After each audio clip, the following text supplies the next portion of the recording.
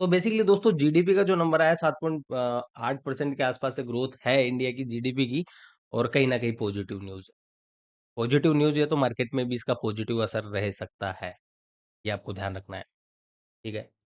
दूसरी बात है, मोदी जी अभी 3-4 दिन पहले जापान थे और आज या कल में चाइना भी जाने वाले हैं।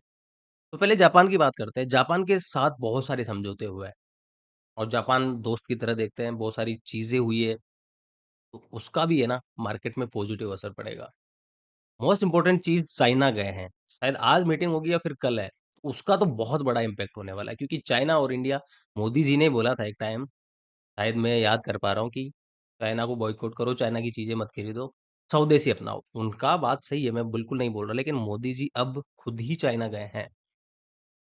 मुझे स्ट्रैटेजी उनकी कभी अच्छी भी लगती है, कभी बुरी भी लगती है, लेकिन ज़्यादा अच्छी है क्योंकि मोदी जी का कहना है कि यार जो बड़ी अर्थव्यवस्था है, बड़े इकोनॉमी वाले देश है, उनको साथ आना ही पड़ेगा।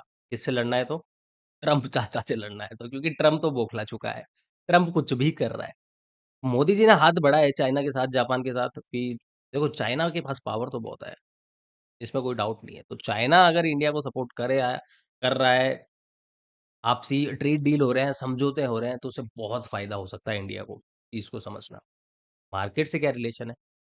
फ़ायदा हो सकता है भारत को तो भारत के मार्केट को फ़ायदा होना ही होना है ऑफ़ कोर्स। उसकी वजह से भी मार्केट आपको एक पॉज़िटिव मोमेंटम दिखा सकता है, मार्केट में एक पॉज़िटिविटी का माहौल बन सकता है। समझते रहना, दोनों तीनों सारी चीज़ों को समझते रहना, फिर अपन उस चीज़ों को चार्ट के साथ कंबाइन करेंगे। फिर अपन डिसीज़न बनाएँगे।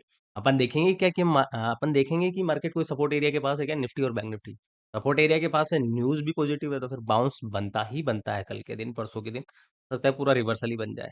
है ना? तो वो अपन आने वाले टाइम में देखेंगे। सबसे बड़ी बात क्या है ना, चाइना के साथ जो अपना बॉर्डर का जो इश्यू है ना, सीमा का जो विवाद है ना, वो सीमा के विवाद में बात होने वाली है। 240-50 किलोमीटर का विवाद चलता रहता है, काफ़ी टाइम से चल रहा है। उसपे समझौता होने की संभावना है। अगर वो हुआ तो फिर वो भारत के लिए भी बढ़िया है, चाइना के लिए भी बढ़िया है, अपने लिए भी बढ़िया है, मार्केट के लिए भी बढ़िया है। ये चीज़ आपको ध्यान रखनी पड़ेगी।